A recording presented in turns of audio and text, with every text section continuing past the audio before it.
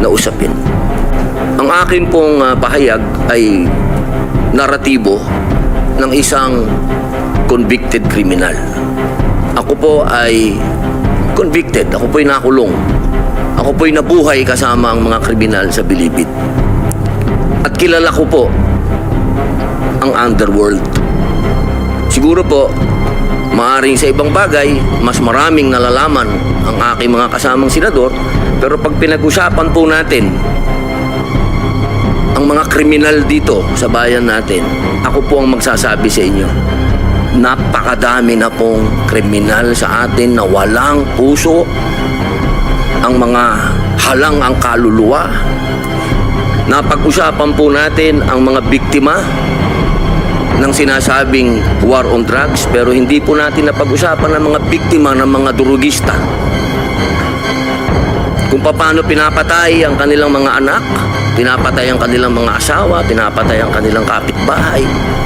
Kung paano sinira ng droga ang mga buhay ng mga pamilya ng OFW. Kung paano po sa loob mismo ng Bilibid, kung saan po ako nakulong ng 3 taon at ginawa ko pang pelikula ito. Ang pangalan po ng pelikula, maaari niyo pong panoorin, Hari ng Selda.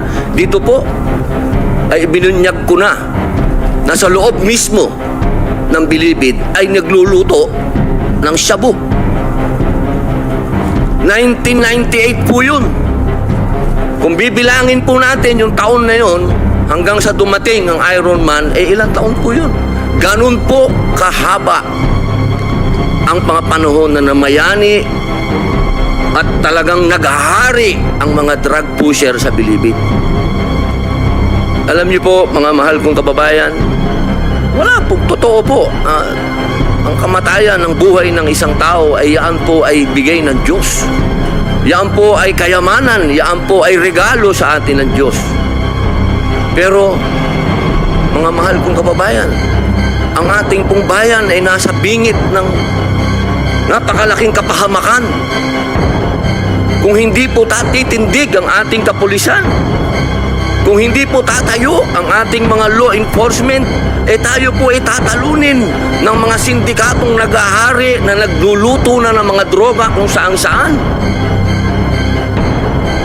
Mga mahal kong kababayan, ang datos po ang magsasabi na nung sa panahon ni Pangulong Rodrigo Roa Duterte, masasabi ko na po na natakot ang mga kriminal.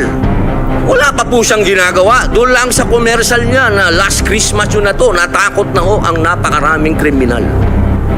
Natakot na ho ang napakaraming durugista, napakaraming pusher ang nag-surrender. Wala pong nangyayari. Sa salita lang po yun. Mga mahal kong kababayan, kung sisisi natin lahat ang mga namatay dito sa administrasyon ni Rodrigo Roa Duterte, abay nagkakamali po tayo. Alamin po natin kung ano ang drug underworld, kung ano ang mga drug syndicates. Ako na po ang nagsasabi sa inyo, regular na po ito tuwing magpapalit ang administrasyon, naglilinis ang mga sindikato. Magkakaroon talaga ng maraming mamamatay dahil naglilinis para pagpasok ng bagong administrasyon. Yung kanilang mga alagang mga kriminal, mga alagang mga pusher, mga tapos na. Sana po sa usapin na ito maging realistic po tayo, mga mahal kong kababayan. Kung kailan ba natin na ibalik sa mga kababayan natin ang kalsada. Nung panahon na yun, nagiinuman sa tabi, nakahubad. Ang mga babae hindi makapaglakad, hindi ka makapaglakad ng may cellphone ka, agawin ng cellphone mo, loob ng bahay mo, papasukin ka. Mga kababayan naman, huwag naman nating haluan ng politika ito.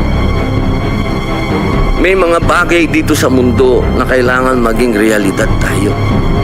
Buong mundo, problema ang droga. Kung walang tatayo para lumaban dito, paano na ang kinabukasan ng mga anak natin? Paano na ang kinabukasan ng bayan natin?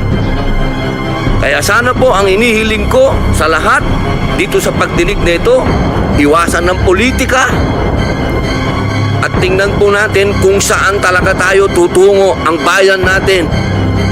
Mga kababayan, lubog na po tayo sa utang, lubog pa tayo sa tubig, pati ba naman sa ganito, lubog pa rin tayo. Yun lamang po, maraming salamat po.